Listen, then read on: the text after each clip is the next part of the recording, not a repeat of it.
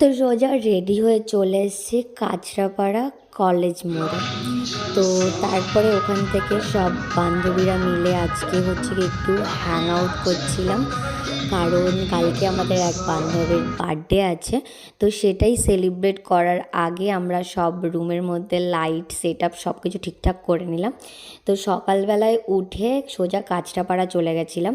কাঁচরাপাড়া থেকে কিছু কেনাকাটা করার ছিল রাত্রেবেলায় পরবো বলে, তো সেই কারণে সব কিছু নিয়ে নিয়েছি। তো নিয়ে এখন সোজা তানিয়াদের রুমে চলে এসেছি।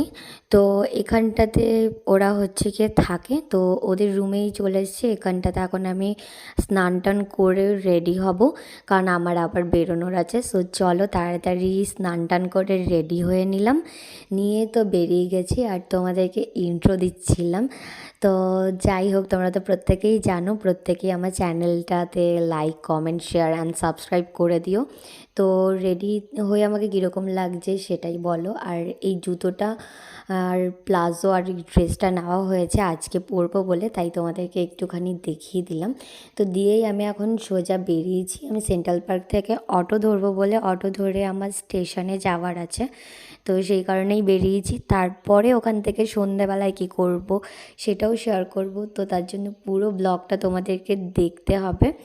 তো সেন্ট্রাল পার্কে চলে এসেছি, সেন্ট্রাল পার্কের সামনে থেকে অটো ধরে নিলাম।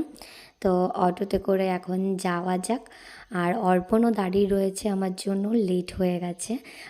প্রত্যেকবারই আমি লেট করি, এটা নতুন কোনো বিষয় নেই। তো তারপরে তো আমরা সোজা সঙ্গম সিনেমা হলে চলে এসেছি, নতুন একটা মুভি বেরিয়েছে বলে।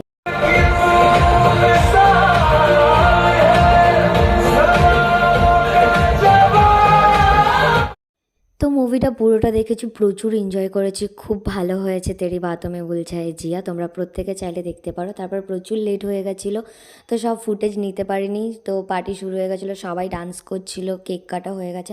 তো আমিও লেট হয়ে গেছিলো ঢুকতে, তারপর তো সবাই মিলে ঢুকে আমিও ওদের সাথে জয়েন করে নিলাম। তো তোমরাও একটু দেখো আমরা কীরকম পাগলামো করছি সবাই মিলে।